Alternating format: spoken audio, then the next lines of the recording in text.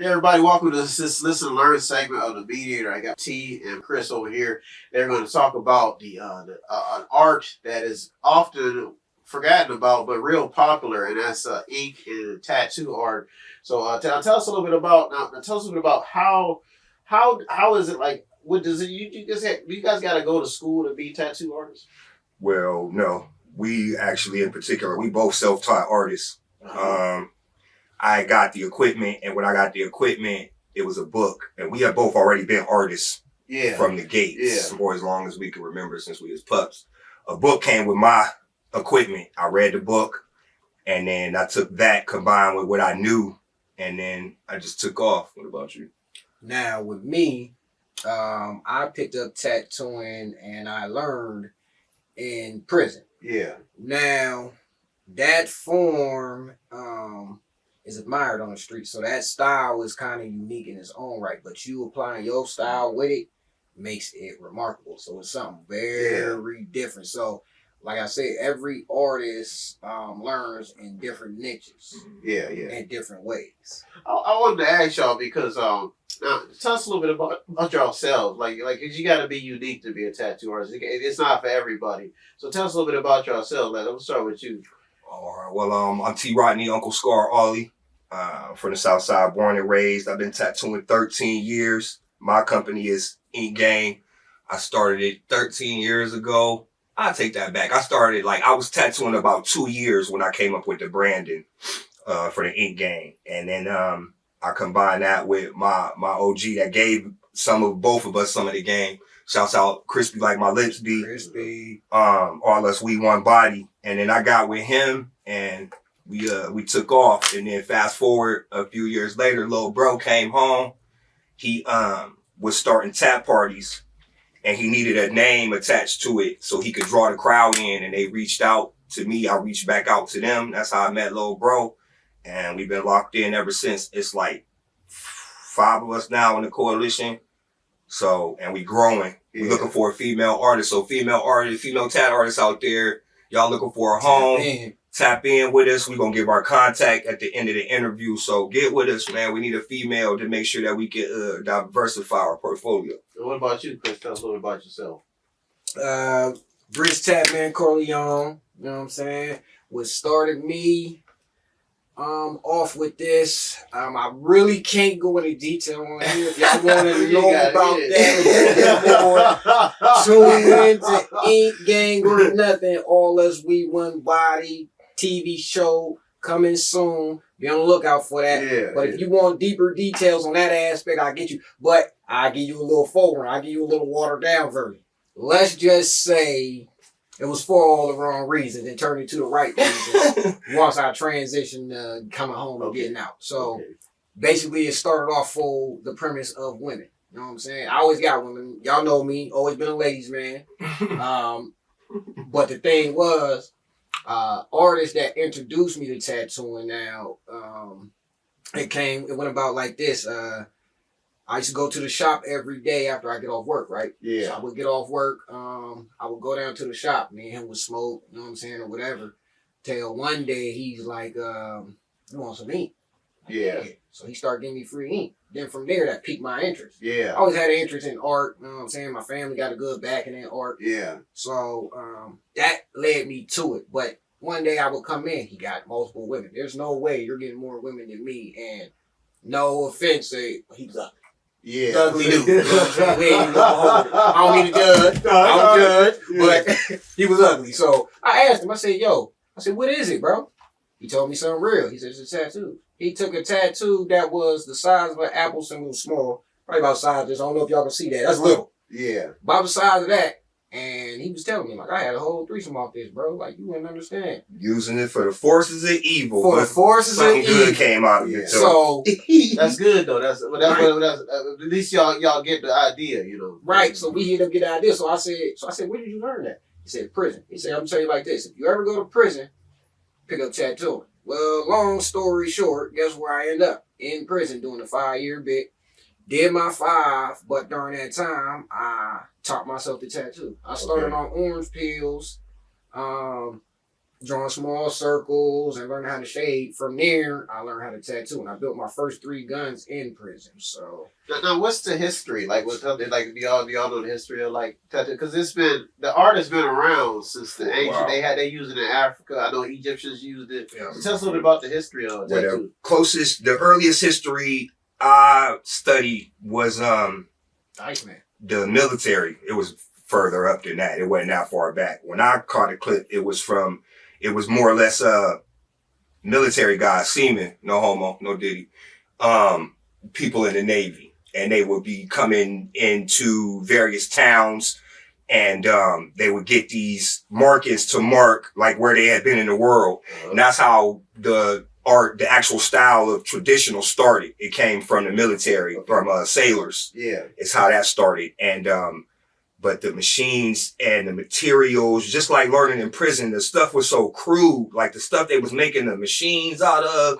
the stuff they was making the ink out of was like terrible to the body. So as time went on, they evolved it, and machines got lighter. Like we both use pens now instead of coil machines. Originally, I learned on a coil. He learned on homemade machines from in prison. I learned on a coil, and they heavy.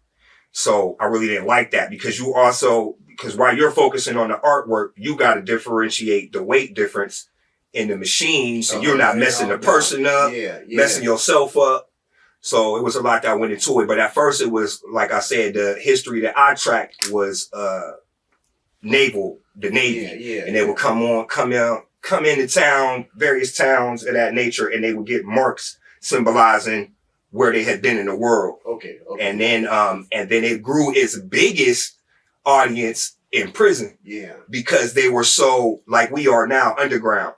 We are licensed and bonded artists though, but underground art. So that's why it was in prison so heavy, because it was frowned upon, and it was only a certain demographic that was supposed to get them. Bad guys, bikers, stuff of that nature. You know what I'm saying? But again, like everything else over time, it evolved. No, this is a serious art, It's so for sure. A lot of people, when they, I always say every art has its guys who take it seriously, and then there's the people who corrupt the art, where they abuse it. Is it like that in the tattoo? Hell yeah. You talk about, is it like that? Yes, it's like that. That's mainly one of the reasons why our coalition ended up even together, because like people, it seemed like sometimes, like if you're not in a shop, what do you say, a shop? Why? I'm paying booth rent. Like if you're not in a shop per se, then people won't take your art as serious as they supposed to.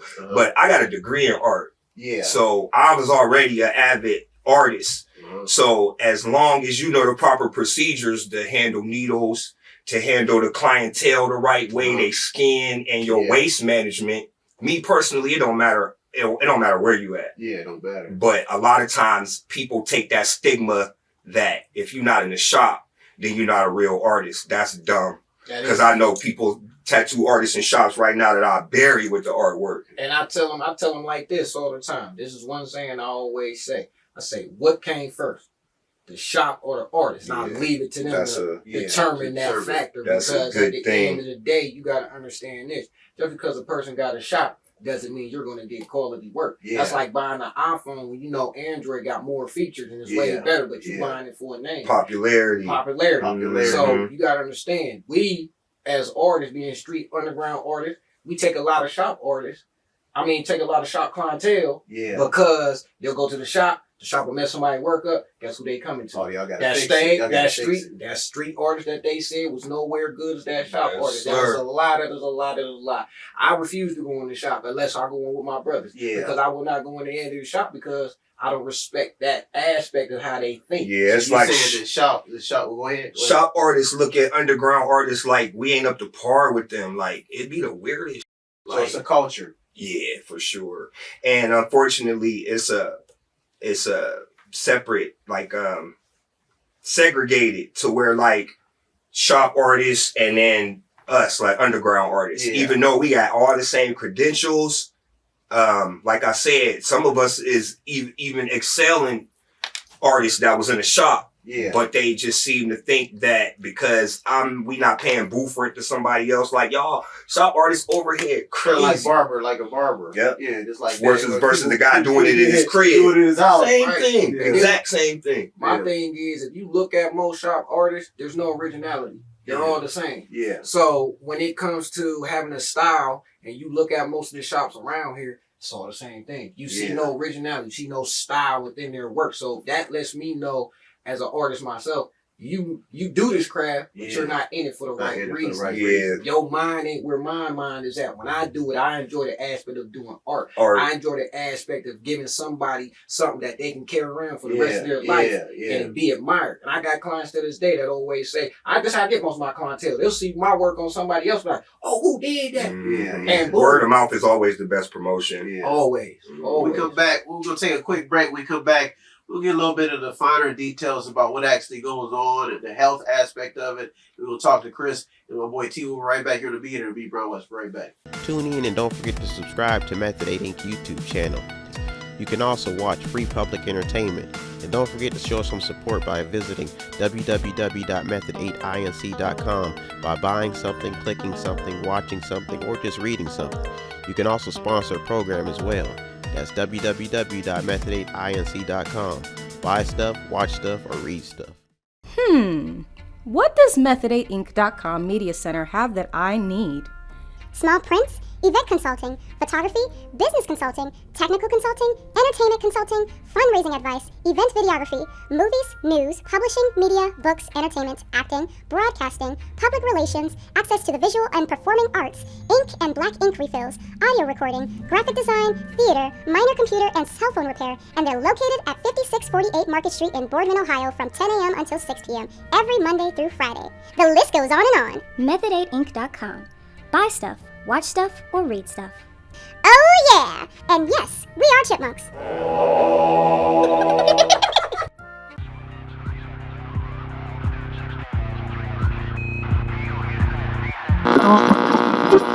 We are back, and I'm in the studio with Chris and T, and they're talking about an art that is often forgotten, and that's ink and the art of tattooing. We're going to get into the personal aspect of it and the health aspect of it. Now you guys take the art very seriously, and you're telling us about the people who work underground and the people who work in shops. Now, health-wise, you guys are like on call. You do appointments and stuff. We do appointments. So what's that now? Health-wise, what kind of health procedures do you guys got since you're working on people's body? Right. Well, the first thing is that to make sure that anything that's going to be touched is clean, barrier sanitation.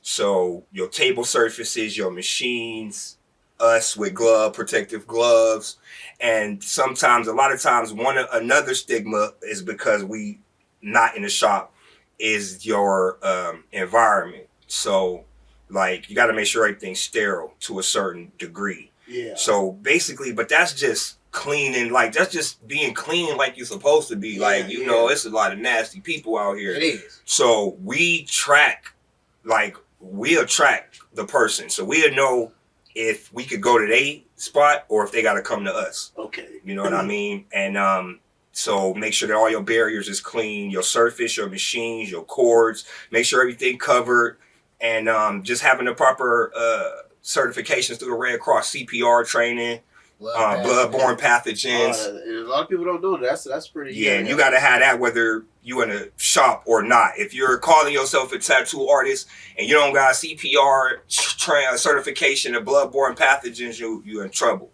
And because that's what really makes you a licensed tattoo artist, is having these certifications and having a certain number of hours with a previously licensed tattoo artist. Now there are people out there. Are there people out there who break the rules? Oh hell yeah! We got one in the biddy right now doing that, and I'm not gonna mention his name.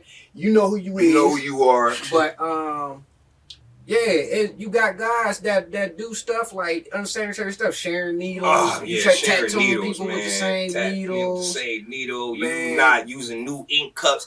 It's a lot of what is it called when it's small? They like minor, it's like minor things that you gotta accomplish. But if you don't, you know, like with anything else, if you don't fix the minor stuff, a major problem will occur. Yeah. It's a tattoo artist right now in the city. Once again, we ain't gonna say your name, put you out there like that, passing out hepatitis.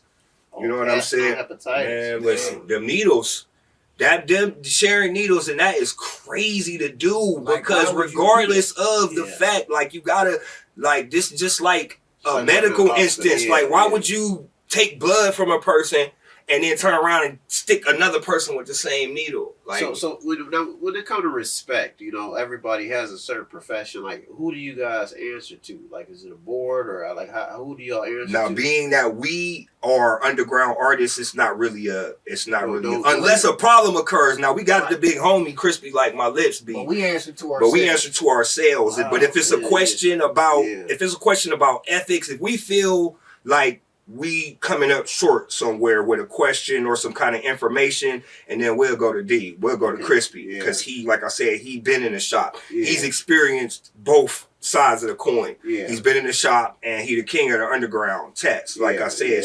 That's good.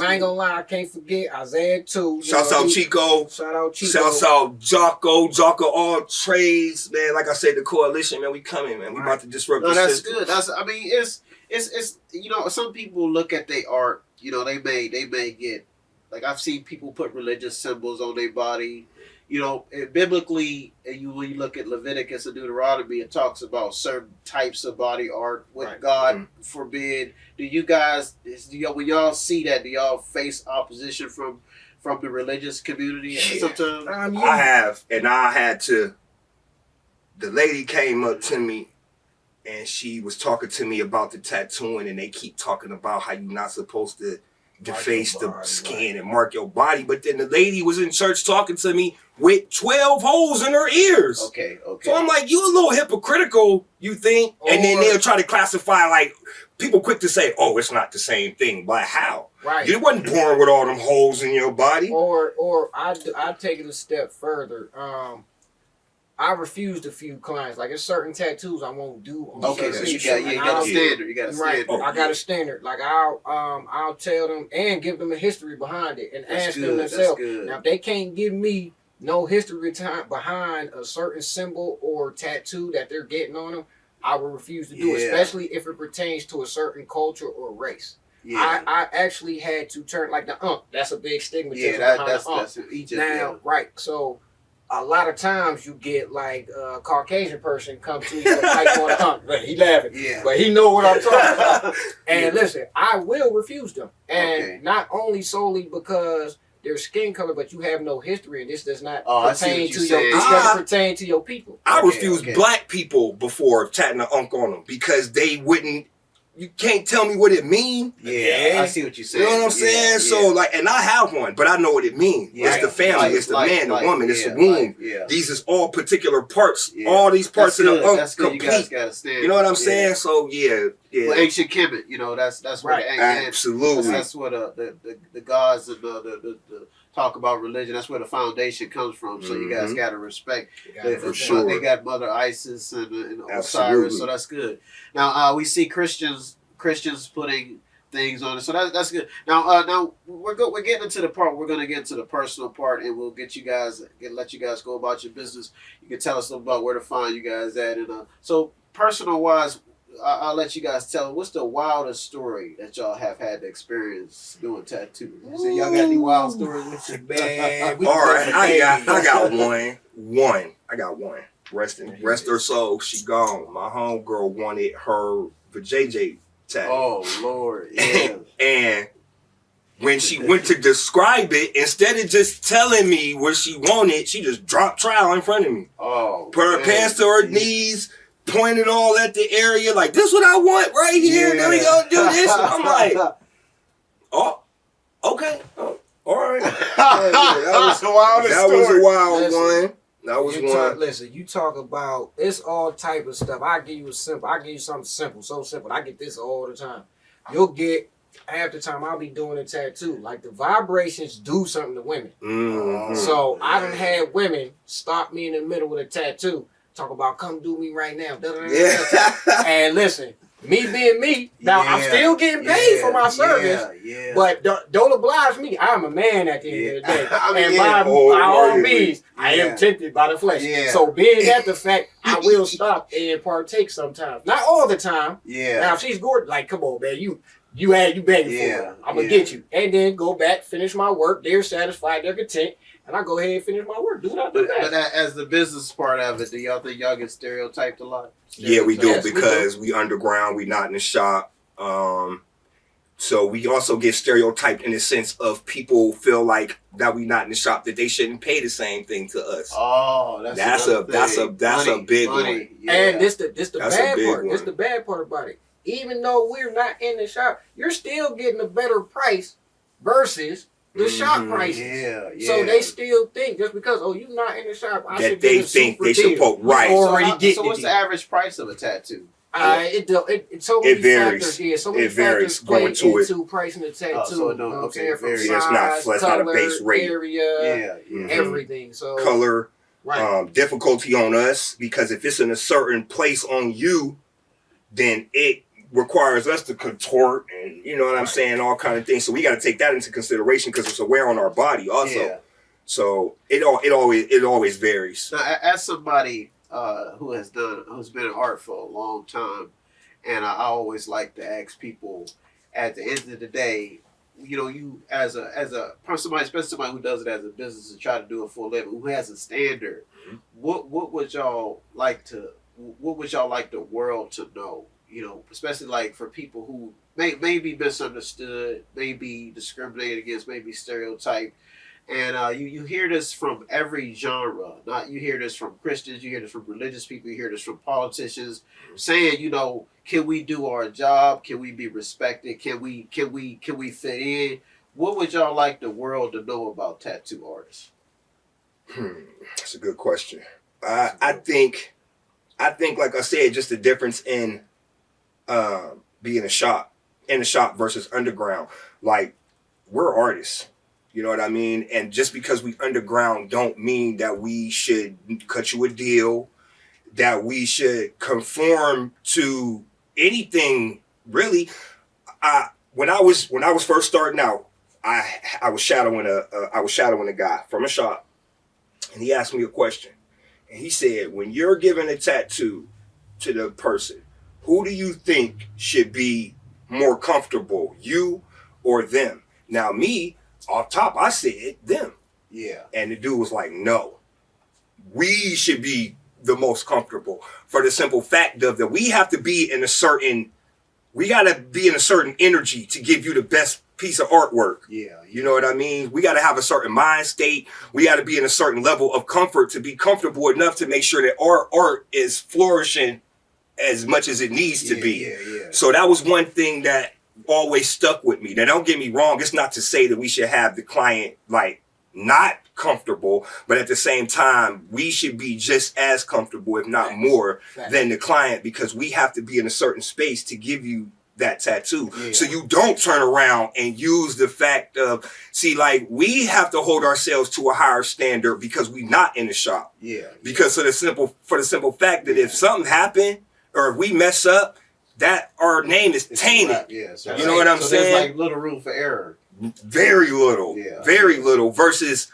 even though we're insured and bonded and everything else, so if something come up, we gotta go in on a medical bill. We got lawyers just in case something happened, transpire like that. But at the same time, like you just said, we're held to a higher, more picked apart standard than the shop artists, because they feel like because we're not in the shop that they're taking a risk or something, and it's dumb, because like I said, we just as nice as the shop artists. We got all the same equipment. We use all the same things. You know what I'm saying? Yeah. So there's really no difference outside of we not paying overhead. Would y'all ever go into the shop Together? Together, we're not just about to go and anybody. apprentice and then have to do all that grunt work. I'm not getting coffee for nobody. I'm not taking out nobody's trash. I'm gonna tell you like this: the top artists in the world all tell you the best artists are self-top artists. Yeah. You don't have to be in the shop going under no stupid apprenticeship Yeah. to get realized and recognized by the masses. Yeah. Your work speaks for itself. All you gotta do is lay that ink down, Yeah, and they will lay it come. down, lay it That's down. it. All right, that's pretty. I think I got everything. I did want to bring up the Sinbad movie a long time ago, where he had his buddy. I can't remember what movie it was, but he had his buddy. His buddy was putting a tattoo on a dude. I think it was a bike, and he wanted a Harley Davidson or something. With Y'all that remember house movie? guest? With the house guest.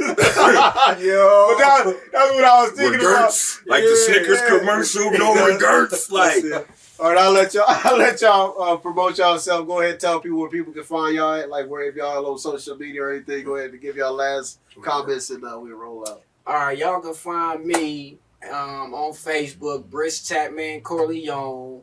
Instagram the same, Brisk Tapman Corleone. And then if you want to get in touch with me by phone, the book on appointment 330-990-2184. Hit me up anytime. You can text, inbox. I might throw my email up here. Now, you ain't getting an email. But y'all be good. Hit me up because we bombing. yes, sir. Like I said, man, it's your boy Scar, man. You can find me on Instagram, InkGang330, INKGANG 330. My phone number is 330-651-5429. Now, on top of Method 8, y'all can also catch our intro interview on Chi-Town Terrence TV. We got the show coming, Ink Gang or Nothing. Ain't gang or nothing. All us, we one body. Shouts out to the rest of the team. Chi-Town, Crispy, Chico, Jocko. We coming, man. We about to disrupt the system. We gonna see y'all soon. Ink Gang or Nothing. Thank y'all for doing the interview. Like I said, if you Right, guys Sure. thank you. If Appreciate y'all you, want to B. support the Mediator, all you gotta do is visit the website on the screen, buy something, cook something, watch something, read something, or the sponsor program. I am out of here. I'll be back next time. So thank you for tuning to the Mediator with me, bro. Let's have a good week, everybody. Peace. Have no fear, fellow citizens. The Mediator is here.